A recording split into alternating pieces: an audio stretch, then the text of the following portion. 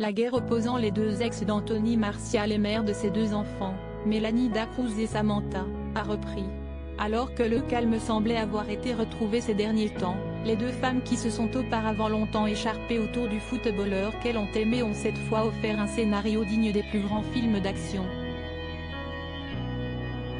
En effet, le torchon a une nouvelle fois brûlé après que Samantha se soit affichée une bague à la main, signifiant probablement qu'elle s'était fiancée à son compagnon, le footballeur Olivier Verdon.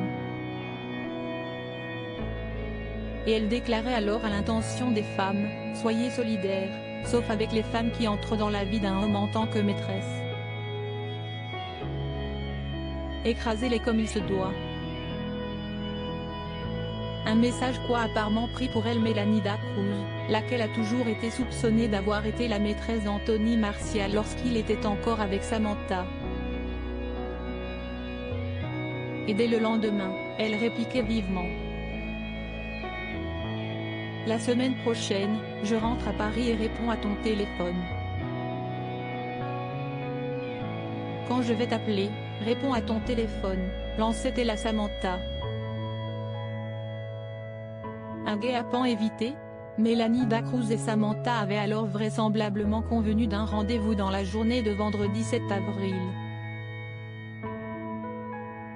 Mais rien ne s'est passé comme prévu. Sur Snapchat, la maman de Swan a filmé une scène hallucinante, une course-poursuite sur l'autoroute.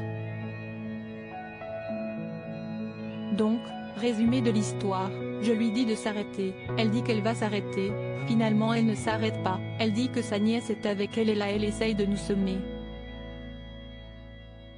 Elle voulait nous donner rendez-vous à Grigny pour un guet-apens, commente-t-elle tout en pourchassant Samantha.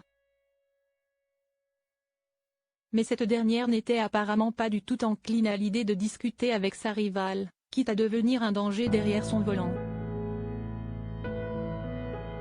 Regardez comment elle repart cette bouffonnée, ce qu'elle fait sur l'autoroute, a déploré Melanie Da Cruz en voyant Samantha faire un demi-tour brutal à la sortie d'un péage.